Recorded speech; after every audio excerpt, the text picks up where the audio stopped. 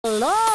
Another day, another recipe na po ta, mega mego. So nagprito na po ko og kitong. Kailan na gid mo aning no? Sige, ako na siyang prituhon. Og siguro nakahuna-huna na mo kung sa inindot na po aning recipe, aning prito nga kitong. Ikaw ang akong recipe karon, dira. Maghiwa ta og lamas. Na po tayo pork and beans. Usa-usa lang gud kalamas, kay mahal magudron ang mga lamas, amego. Ang ahos, bumbay ug kamatis, ining espada dili gyud ni mawano sa atong mga recados.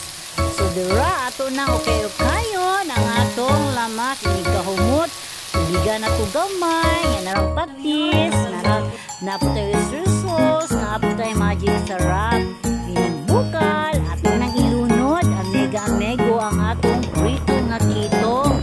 Tangan po rin nato ketchup nga gamay ug dira ang atong pork and beans.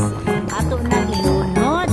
Siguro nakahimo na mo ani no, bread ug isda with pork and beans.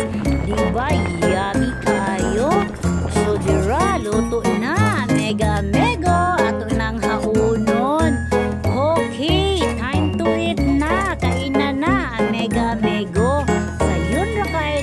Recipe no, sa yun rin kayo sundugon, labi na kung naamoy mga pirito na nga isda. Sige, salamat kayo amego sa kanunay pagkan